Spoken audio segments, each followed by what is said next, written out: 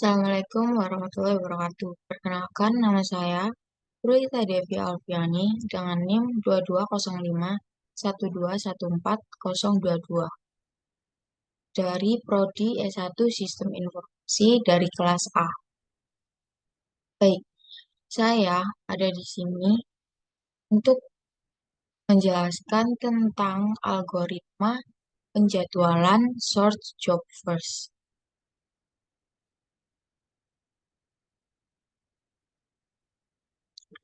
Dalam PPT nanti akan terdapat 6 bab. Yang pertama yaitu definisi dari penjadwalan. Lalu yang kedua ada definisi dari algoritma sort job first. Yang ketiga ada algoritma sort job first preemptive.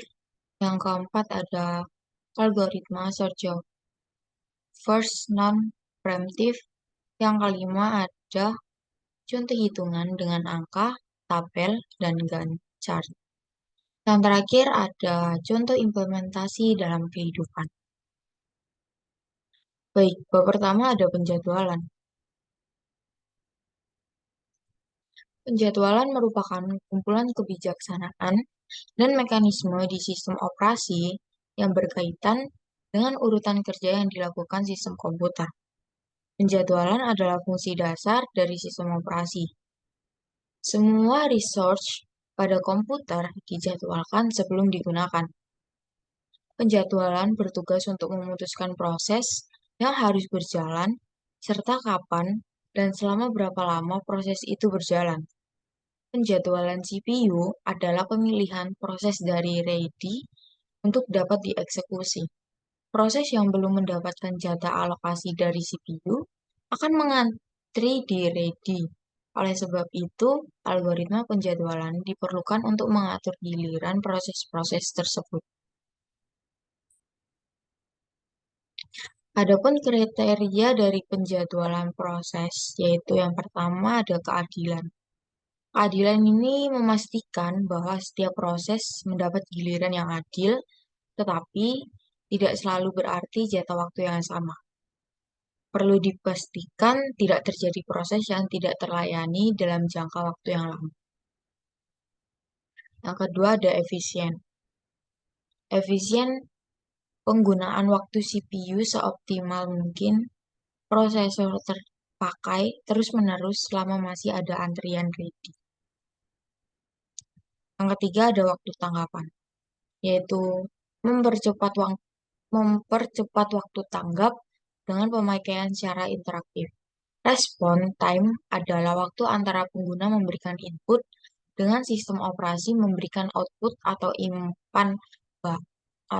umpan balik ke pengguna. Yang keempat ada waktu tunggu. Waktu tunggu ini harus minim mungkin, karena waktu tunggu merupakan durasi waktu yang dihabiskan suatu proses dalam antrian ready selama siklus hidupnya. Yang kelima ada turnaround time. Turnaround time juga harus minim mungkin karena merupakan durasi waktu dari suatu proses atau job masuk ke dalam sistem sampai dengan selesai. Turnaround time sama dengan waktu eksekusi ditambah waktu menunggu. Yang terakhir ada throughput. Throughput. Throughput rata-rata proses jumlah kerja yang dapat diselesaikan persatuan waktu. Nilai throughput harus tinggi. Karena lebih tinggi angka throughput, maka lebih banyak kerja yang dapat dilakukan sistem. Lalu bab kedua ada algoritma shortest job first. Algoritma shortest job first adalah salah satu jenis algoritma penjadwalan, yaitu pada algoritma ini setiap proses yang ada di ready akan dieksekusi berdasarkan burst time terkecil. Hal ini mengakibatkan waiting time yang pendek untuk setiap proses, dan karena hal tersebut, maka waiting time rata-ratanya juga pendek.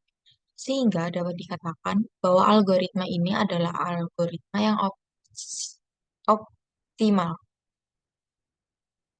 Algoritma ini dapat berupa preemptif dan non-preemptif. Jika preemptif, ada proses datang dengan burst time yang lebih kecil daripada yang sedang dieksekusi, maka proses tersebut akan menggantikan proses yang sedang dieksekusi. Pada non-preemptif, proses yang sedang berlangsung tidak dapat digantikan atau tidak dapat terselah dan harus menunggu sampai proses yang berlangsung itu selesai. Algoritma search of first preemptive.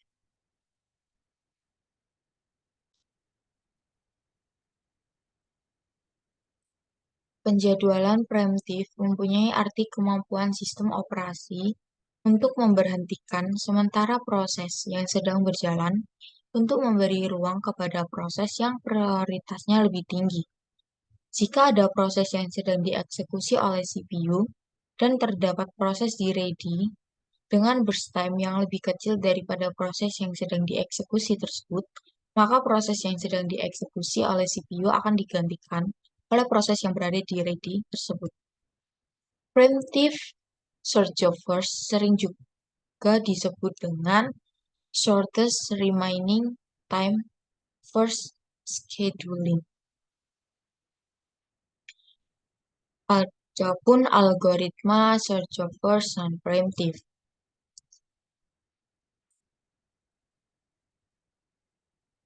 Penjadwalan non-preemptif ialah salah satu jenis penjadwalan di mana sistem operasi tidak pernah melakukan konteks switch dari proses yang sedang berjalan ke proses yang lain. Dengan kata lain, proses yang sedang berjalan tidak bisa diinterrupt. CPU tidak memperbolehkan proses yang ada di ready untuk menggeser proses yang sedang dieksekusi oleh CPU. Meskipun proses yang baru tersebut mempunyai burst time yang lebih kecil.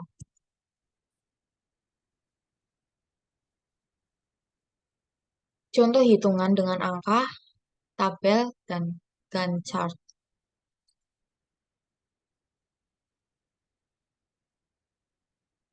Di sini akan ada beberapa istilah yang akan sering muncul, yaitu yang pertama ada proses. Proses adalah urutan proses yang akan dilakukan. Yang kedua ada arrival time, yaitu waktu kedatangan dari proses yang akan dilakukan. Yang ketiga ada average turnaround time, yaitu rata-rata waktu total yang dibutuhkan sebuah proses dari datang sampai selesai dieksekusi oleh CPU. Yang keempat ada burst time, yaitu waktu yang dibutuhkan untuk mengeksekusi sebuah proses.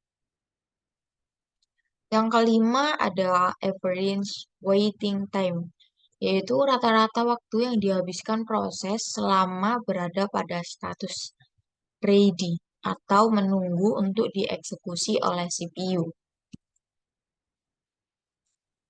Contoh hitungan pada algoritma preemptif yaitu yang pertama di sini kita kita mempunyai dua proses, yaitu kita sebut saja dengan P1 dan P2. Dan waktu kedatangannya P1 yaitu hmm, pada titik 0, sedangkan waktu kedatangan P2 pada titik 2. Sedangkan burst time-nya P1 ada 10, sedangkan burst time-nya P2 ada 2. Gantt chart yang bisa digambarkan dari soal di atas adalah seperti ini, yaitu yang eh, karena P1 datang terlebih dahulu, maka P1 akan dilayani terlebih dahulu sehingga P2 datang. Saat P2 datang, P1 sudah dilayani selama 2 menit, lalu P2 datang, lalu CPU akan menyaring burst time siapa yang lebih kecil. Dan di sini bisa dilihat bahwa burst time P2 lebih kecil daripada sisa burst time dari P1. Maka P2 bisa menyela P1. proses dari P1 dihentikan terlebih dahulu dan lebih mendahulukan proses dari P2 hingga bursttime P2 selesai. Lalu pada menit keempat ketika proses P2 selesai akan dilanjutkan lagi proses P1 hingga selesai.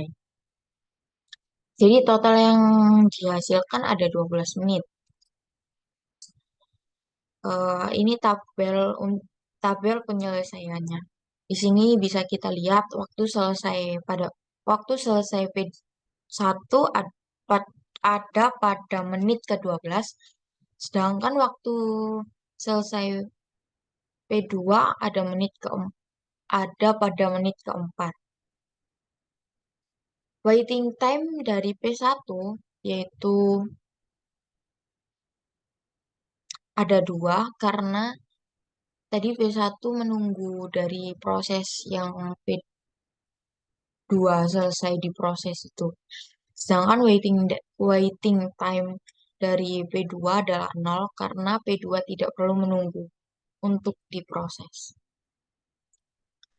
Turnaround-nya P1 ada 12, sedangkan P2 ada 0. Yaitu total untuk waiting time ada 2.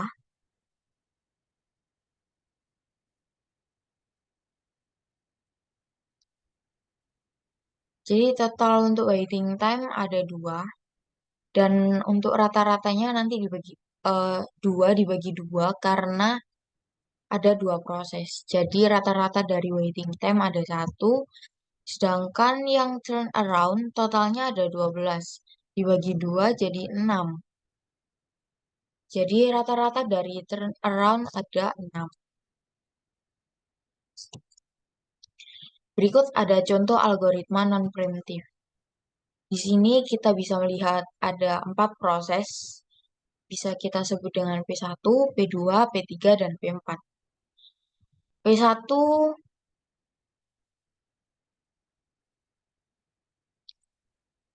datang pada titik 0, sedangkan burst time yang diperlukan ada 8.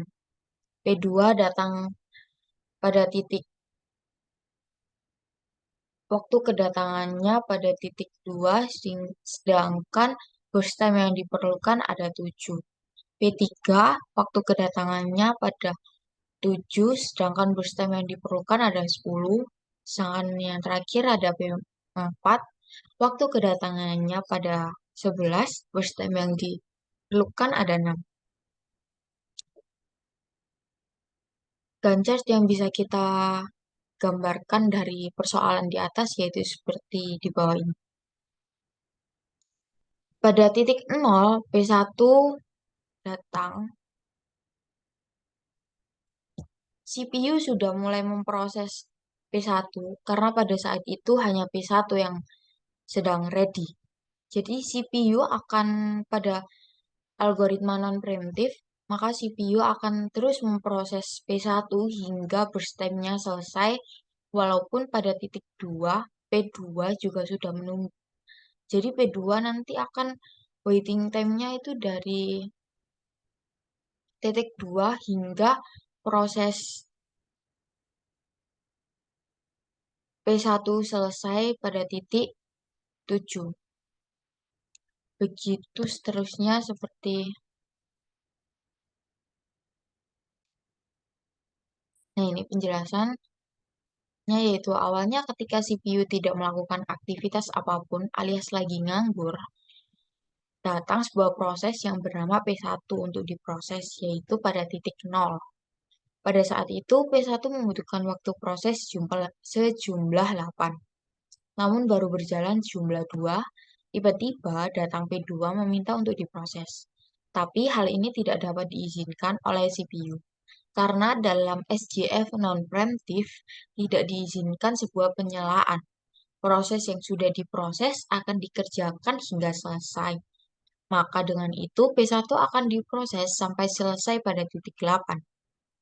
Sedangkan pada titik 8 sudah terlihat bahwa P2 dan P3 sedang menunggu untuk diproses. Pada saat ini CPU kembali mengecek jumlah waktu tunggu dari kedua proses tersebut.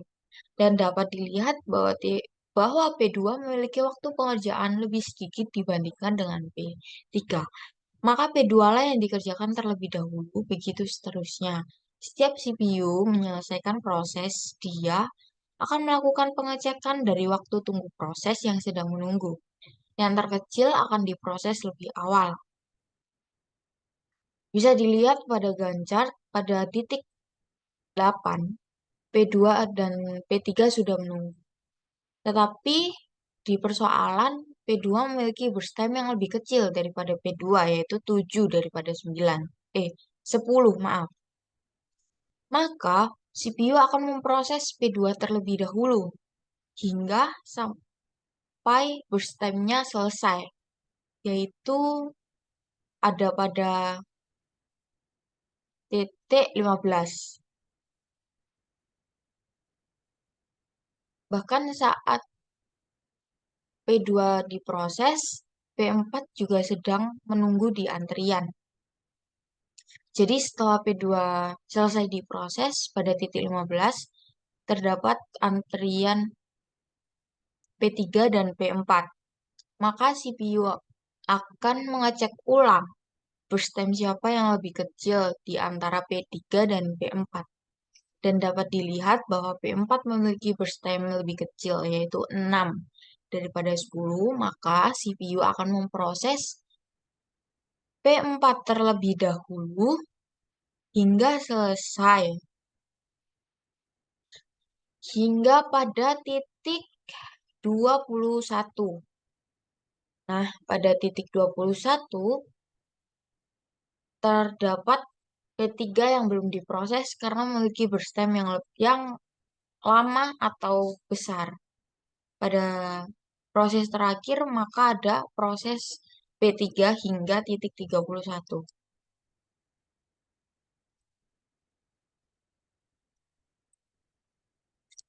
Tabel, tabel rata-rata waiting time dapat kita lihat seperti di bawah ini, yaitu P1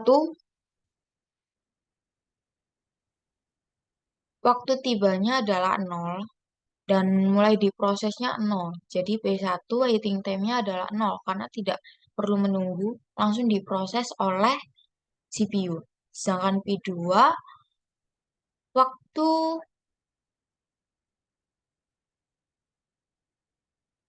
waktu mulainya adalah waktu diprosesnya mulai diproses adalah pada titik 8, sedangkan waktu tibanya ada di titik 2.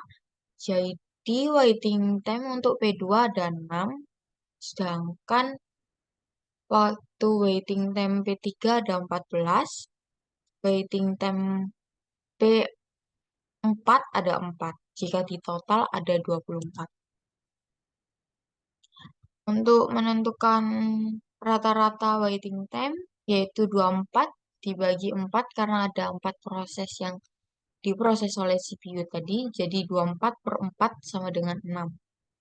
Jadi hasilnya untuk rata-rata waiting time ada 6. Contoh algoritma selanjutnya ada contoh algoritma short job first dalam kehidupan.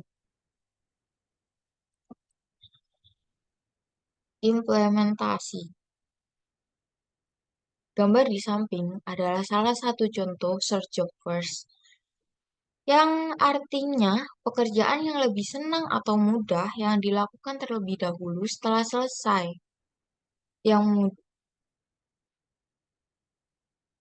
Setelah selesai yang mudah, baru dikerjakan yang sulit.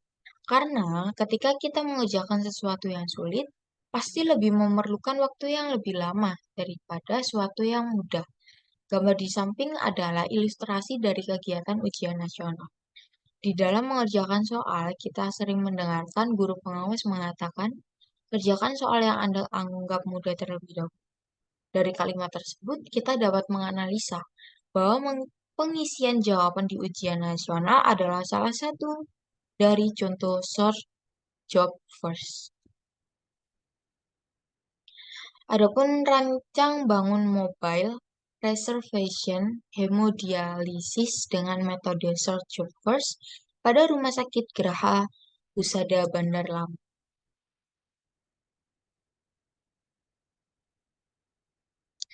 Penelitian mengimplementasi algoritma search job first dalam kehidupan.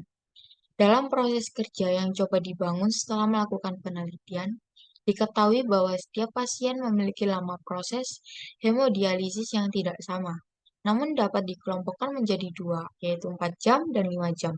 Untuk setiap pasien yang baru pertama kali melakukan cuci darah, akan mendapatkan lama proses hemodialisis selama 4 jam. Jumlah itu akan terus bertambah seiring bertambahnya frekuensi hemodialisa dilakukan. Adapun bagi pasien yang telah rutin mendapatkan hemodialisa, lama prosesnya akan dihitung dengan menggunakan berat badan sebagai variabel perhitungannya. Koefisien sama dengan berat badan terkini dikurangi berat badan terakhir dibagi jumlah minimal lama proses hemodialisa. Koefisien kurang sama dengan dari 1, lama proses hemodialisa sama dengan 4 jam. Sedangkan koefisien lebih besar dari 1, lama proses hemodialisa sama dengan 5 jam. Setelah didapatkan hasil koefisien tersebut, maka proses perhitungan metode search of first dan first in first out dapat dilakukan. Berikut rumus metode first in first out dan search of first. Yaitu rata-rata time adalah sigma N1 tambah N1 ditambah sampai berapa lama proses hemodialisa tersebut dilakukan dibagi M, yaitu M adalah banyaknya lama proses yang masuk.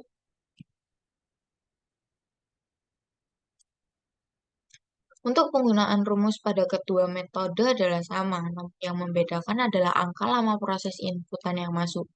Pada search job first, angka lama proses yang dimasukkan diurutkan terlebih dahulu berdasarkan waktu tersingkat, dan pada proses yang memiliki lama proses yang sama akan dijalankan metode first in first out, sehingga angka inputannya menjadi berbeda, di mana di search job first lebih diutamakan lama proses terpendek. Pada penelitian ini, dikarenakan setiap hari pasien non-BPJS hanya mendapat 4 slot per hari, maka banyaknya lama proses yang masuk perharinya yaitu M menjadi maksimal 4 per hari kerja. Perhitungan ini akan dilakukan per tanggal reservasi selama slot masih mencukupi. Setelah mendapatkan hasil rata-rata waktu dari kedua metode tersebut, maka hasilnya akan dibandingkan. Jika hasil perhitungan rata-rata waktu search job first lebih kecil dibandingkan first in first out, maka metode search job first akan digunakan. Dan sebaliknya, jika hasil first in first out lebih kecil, maka first in first out yang akan digunakan pada tanggal reservasi yang dihitung. Adapun kelebihan dan kekurangan dari search job first. Kelebihan yang pertama, memberikan minimum waiting times untuk kumpulan proses yang mengantri. Yang kedua, penjadwalan search job first mempunyai efisiensi tinggi dan turnaround time rendah. Adapun kekurangannya yaitu proses yang mempunyai burst time lebih lama akan mempunyai waiting time yang lebih besar karena yang dieksekusi terlebih dahulu adalah yang mempunyai burst time lebih sedikit. Sekian yang dapat saya sampaikan pada PPT kali ini. Jika ada salah kata, saya mohon maaf. Saya pamit undur diri. Terima kasih. Wassalamualaikum warahmatullahi wabarakatuh.